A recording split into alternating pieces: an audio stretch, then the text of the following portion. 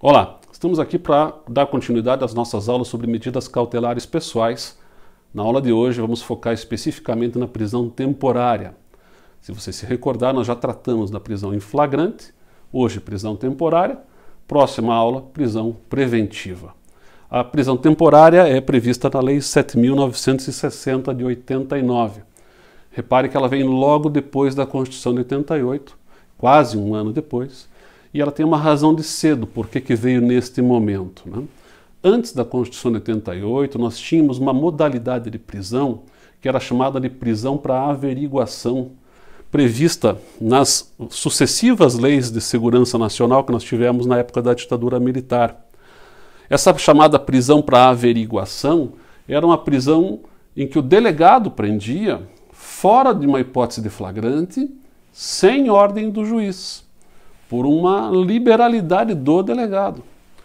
Era prevista tanto no Decreto-Lei 898, de 29 de setembro de 69, que foi a primeira lei de segurança nacional na ditadura militar, depois também prevista na Lei 6620 de 78 e também prevista na Lei 7.170 de 83, que ainda é vigente essa lei. Não esta regra, a gente já vai ver por quê, mas a tipificação, os comportamentos tipificados ainda estão vigentes, estão sendo inclusive usados pelo Supremo Tribunal Federal naquele famoso inquérito das fake news, né? E vira e mexe foi usada essa lei também no caso das facadas no Bolsonaro. Então é uma lei que ainda está sendo usada quanto aos tipos penais, mas não está mais sendo usada quanto a essa modalidade chamada de prisão para averiguação. Mas vamos ver rapidamente os textos aqui, né? Veja como eles eram tratados, né? Como se tratava a matéria. O artigo 59 da Lei de 69 dizia: durante as investigações policiais, o indiciado poderá ser preso pelo encarregado do inquérito até 30 dias. Então, por até 30 dias ele podia ficar preso, o delegado prendia, comunicava ao juiz, e aí o juiz poderia renovar por mais 30. Também podia manter incomunicável o indiciado por até 10 dias. Uma redação parecida, mas com uma pequenina diferença quanto à incomunicabilidade, está na Lei de 78, também era possível de mantê-lo preso por até 30 dias, com comunicação ao juízo, possibilidade de renovação por decisão do juiz, incomunicabilidade por 8 dias, e aí na Lei 7.170 de 83 diminuíram o prazo da prisão para averiguação para 15 dias, prorrogável por mais 15 por decisão do juiz. A prisão podia ser decretada por 15 dias pelo delegado, né, renovado por mais 15 por decisão do juiz, e a incomunicabilidade por 5 dias. Então a coisa vinha nesses termos, né, se usou muito isso na época da ditadura. A competência para esses crimes da Lei de Segurança Nacional na época da ditadura era da Justiça Militar. Então se usava muito o famoso inquérito policial militar, né, e se usava muito uma expressão que ficou famosa na ditadura, era o esteja preso, né? O sujeito olhava para a tua cara, desconfiava de você, dizia esteja preso. Com base no quê? Com base na Lei de Segurança Nacional. Depois eu vou ver se eu acho alguma coisa contra você. Então havia um evidente comportamento aqui abusivo, né, autoritário, muito criticado, portanto, né, acrescido depois com o AI-5, que proibiu o habeas corpus. Quer dizer, a época da ditadura foi uma época na qual a legislação processual penal atua de forma bastante potente, né, no que diz respeito a essas possibilidades de prender mesmo sem ter um crime em curso, né, mesmo sem uma decisão do juiz. Não à toa, portanto, com a Constituição de 88 vai mudar esse cenário. Aqui só para ilustrar, né, nós temos a denominação prisão para averiguação, inclusive prevista nos prontuários da polícia da época, né, motivo da detenção, Lei de Segurança Nacional, está abreviado aqui, né? E prisão para averiguação era uma das possibilidades. Então eu estava dizendo que não à toa a Constituição de 88 vem trazendo no inciso 61 do artigo 5º o afastamento da possibilidade do delegado decretar prisões, né? Ninguém será preso senão em flagrante delito ou por ordem escrita e fundamentada da autoridade judiciária competente. Com isto, esvazia-se a possibilidade do delegado, fora do flagrante e sem ordem judicial, prender alguém para averiguação. Então grava essa expressão, né? Prisão para averiguação não é legítima mais. Já foi, hoje não é mais, certo? O que aconteceu logo que veio a Constituição de 88? A polícia, acostumada a trabalhar sempre daquele jeito há muito tempo, prendendo as pessoas, vem a Constituição, diz não pode mais. Houve uma grita geral da polícia, reclamaram muito, foram para a imprensa, disseram que não podiam mais fazer nada, que estavam de mãos atadas, que agora não tinha mais o que fazer e tal. Houve de fato muito reclamo nesse sentido. Se você tiver paciência e curiosidade, pode, quem sabe, fuçar os jornais da época, seguramente vai encontrar reportagens nesse sentido lá em 88, 89, né, que foi o ano imediatamente seguinte à edição da Constituição. Bom, reclamaram tanto que o presidente na época, que era o Sarney, acolhendo esse reclamo, encaminha uma medida provisória, número 111, em 24 de novembro de 89, ao Congresso Nacional, regrando justamente a prisão temporária, não para o delegado decretar sozinho, né? Observando a Constituição, a prisão temporária, que foi regrada desde a medida provisória, era por decisão do juiz. Mas era uma possibilidade de prisão, a gente já vai ver na sequência, com requisitos mais afrouxados, né? Se comparados com a prisão preventiva. Bom, essa medida provisória se transformou então na Lei 7.960, de 21 de dezembro de 89. Há uma crítica de ordem doutrinária muito forte, no sentido da inconstitucionalidade da Lei 7.960. E a inconstitucionalidade decorre justamente do fato de que, na sua origem, ela nasceu numa medida provisória. E há uma regra na Constituição que estabelece que leis de natureza processual penal, de direito penal e processo penal, dependem sempre de edição de leis do Parlamento, teria que ter uma iniciativa do Parlamento, e não poderia ser regrado isso por medida provisória. Então, se critica o fato de que a lei decorreu da medida provisória.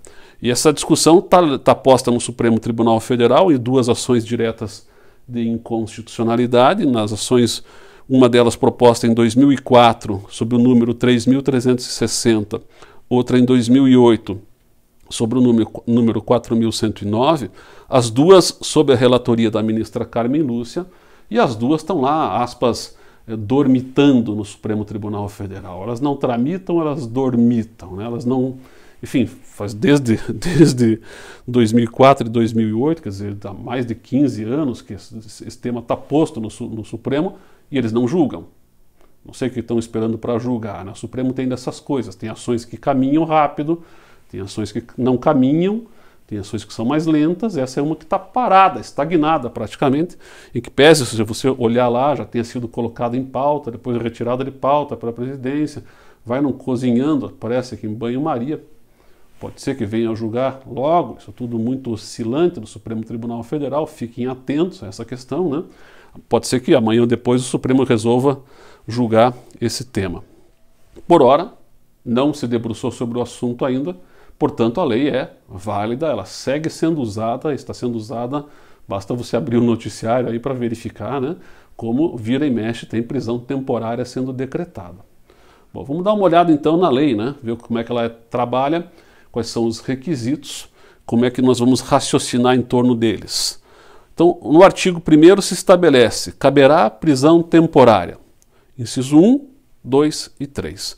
O raciocínio aqui deve se organizar a partir do inciso 3º, porque o inciso 3º ele elenca um rol de crimes, que está aqui do lado, que permitem a decretação de prisão temporária. Então, já de partida é importante destacar o seguinte, não é qualquer crime que admite prisão temporária, apenas os crimes definidos neste rol e também os crimes definidos na lei dos crimes hediondos. Nós temos a lei dos crimes hediondos, que veio logo depois, né? A lei de prisão temporária é de 89, a lei dos crimes hediondos é de 1990, a lei 8.072 de 90. Ela trouxe no seu artigo 2º, parágrafo 4º, uma regra de extensão para todos os crimes hediondos e equiparados, leia-se tráfico de drogas, tortura e terrorismo, a possibilidade da decretação da temporária, inclusive por um prazo mais elástico. Nós já vamos ver na sequência que o prazo normal para esses crimes todos aqui é de 5 dias, mas se eles forem hediondos ou equiparados, pula para 30 dias. Bom, esse rol é um rol taxativo, mas com o complemento da lei dos crimes hediondos. É um rol taxativo em que alguns crimes aqui já não tem mais previsão no Código Penal. Eu destaco aqui o atentado violento ao pudor em que pese o atentado violento ao pudor seja um comportamento que hoje está embutido no crime de estupro. E seja porque o estupro está aqui, seja porque ele está também na lei dos crimes hediondos, não há nenhuma discussão quanto à conduta que antigamente se chamava de atentado violento ao pudor, que é um ato libidinoso diverso da conjunção carnal, como capaz de ensejar uma prisão temporária. É possível, sim. Já o rapto violento, que estava na sequência aqui, esse foi, de fato, abolido, né? Não temos mais essa conduta do rapto em nenhuma das suas modalidades. Houve uma abolitio criminis, deixou de ser crime o rapto, que era o sequestro com fim libidinoso, né? A velha figura chamada de quadrilha ou bando está prevista aqui e, entre parênteses, tem lá artigo 288 do Código Penal.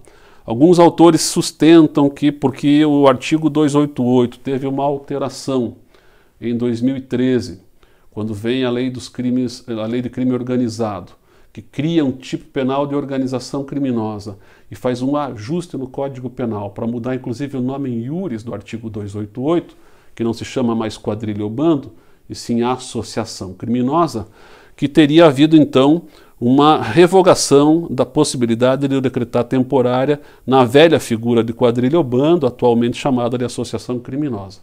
Não vinga esse entendimento pela referência expressa do artigo 288 e pela ideia de que a simples mudança de um nomen iuris, nomen iuris é um apelido da lei, né?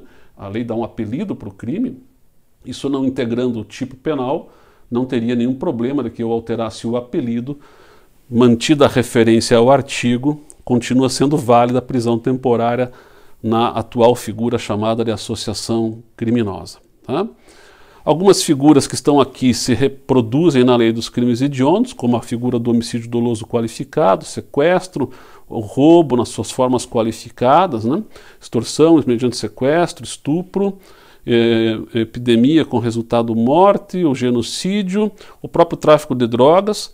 Já o crime contra o sistema financeiro não é tecnicamente hediondo e tem algumas figuras que lá estão e que aqui não estão e que são passíveis de decretar temporária, como, por exemplo, o crime de tortura. Muito bem. Identificado, então, um destes crimes do rol ou da lei dos crimes hediondos, eu vou aí tentar compatibilizar esta hipótese ou com o inciso 1º ou com o inciso 2º. Tá? O que diz o inciso 1º? Caberá prisão temporária quando imprescindível para as investigações do inquérito policial. Bem aberto, né? E porque é bem aberto, também muito criticado pela doutrina. O que é ser imprescindível para a investigação do inquérito policial? Quando é que a prisão do sujeito, do suspeito da prática do ilícito seria imprescindível? Alguns autores, e até mesmo alguns delegados, alguns promotores e algumas decisões dos tribunais, tem sustentado que a imprescindibilidade pode decorrer da necessidade dele ser interrogado. Bom, mas para interrogatório eu não preciso necessariamente prender alguém, basta que eu intime. E se ele não comparecer, poderia até eventualmente conduzir. Agora, o Supremo já se debruçou sobre essa questão da condução coercitiva em particular e considerou-a inconstitucional recentemente, né, por conta das questões relacionadas à Lava Jato. A Lava Jato usava muito a condução coercitiva para interrogatório. Qual foi o argumento que o Supremo usou? Bom, se nós temos hoje um princípio que organiza uma garantia no processo penal, que é o princípio da não autoincriminação, se o suspeito da prática de um ilícito não pode ser constrangido, né, forçado pelo Estado a produzir provas contra si, se ele não quiser falar, ninguém pode constrangê-lo a falar. Então, a razão, a fundamentação de uma prisão temporária relacionada à necessidade de interrogatório, ela se esvazia como argumento na exata medida em que eu não tenho mais como obrigar alguém a confessar a prática de um ilícito. Isso seria caracterizador de um crime de tortura, até além do abuso de autoridade. Então, se é vedada a autoincriminação, esse fundamento é um fundamento vazio. Outros vão dizer, não, mas essa imprescindibilidade pode estar relacionada à necessidade de eu conter este sujeito no curso da investigação para evitar que ele, estando em liberdade, possa intimidar testemunhas que ainda não foram ouvidas ou possa querer extraviar provas que estejam em seu poder.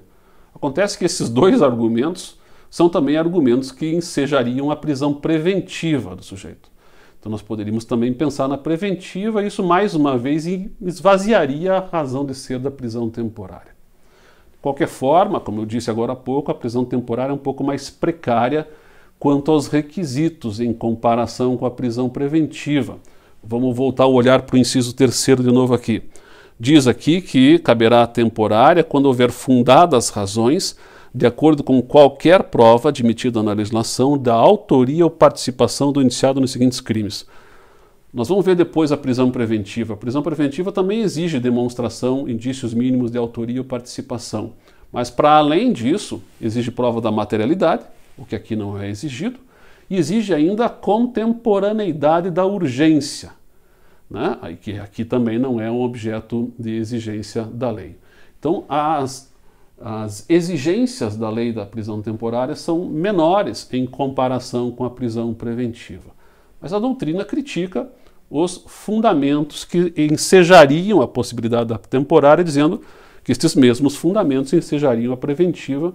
Então não seria necessário ter a temporária, bastaria pensar na preventiva. Alguém poderia dizer, mas tem o inciso 2º, e o inciso 2º fala que também cabe a temporária quando o indiciado não tiver residência fixa ou não fornecer elementos necessários ao esclarecimento de sua identidade. Bom, nós vamos ver depois, né, que também este é um motivo que pode ensejar a prisão preventiva. Logo, também encaixaria aqui a mesma crítica de parte da doutrina. De qualquer forma, está previsto, como eu falei, e os requisitos são menores aqui, é mais fácil decretar a temporária em comparação com a preventiva, né, em termos de exigência de regras para a sua decretação. E o raciocínio que é feito aqui é sempre nos seguintes termos. Sempre você vai conjugar o inciso 3º ou com o inciso 1º ou com o inciso 2º, alternativamente. Pode ser com os dois juntos, mas necessariamente apenas um basta para que, conjugado com a hipótese do rol do inciso 3º, seja cabível. Então, só cabe nas hipóteses do rol, ou porque se entende que é imprescindível para a investigação, ou porque o indiciado não tem residência fixa ou não esclarece a sua identidade. Certo? Então, esses são os requisitos para a decretação da preventiva. Só quem pode decretar é temporária, desculpe, né? Só quem pode decretar é o juiz, mas ele não pode fazê-lo de ofício. Interessante essa comparação desta lei, porque essa lei é de 1989, com a mudança que veio agora com o pacote anticrime, em 2019. O que veio de mudança com o pacote anticrime? Em relação às medidas cautelares, nós já vimos em aulas anteriores, né? O juiz não pode mais decretar de ofício. Interessante, porque lá em 89 já se vedava na temporária que o juiz decretasse de ofício, somente com representação da autoridade policial ou mediante requerimento do Ministério Público.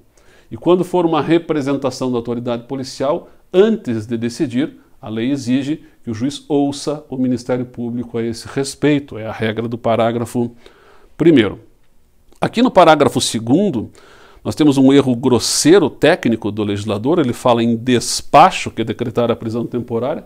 Evidente que não é um despacho, né? Isso é uma decisão. Há uma diferença técnica aqui que separa despachos de decisões. E a diferença é justamente o conteúdo decisório. O despacho não tem conteúdo decisório. Olha, se o juiz está decretando a preventiva, ele está decidindo, ele não está despachando. Então esse é um erro meio grosseiro aqui do legislador. É tão grosseiro que ele diz assim, ele fala, pensa no despacho, ele diz, mas se é um despacho tem que ser fundamentado. Na verdade, a decisão tem que ser fundamentada, né? E tem que ser fundamentada até porque a Constituição exige, no artigo 93, inciso 9º, todas as decisões do Poder Judiciário deverão ser fundamentadas sob pena de nulidade.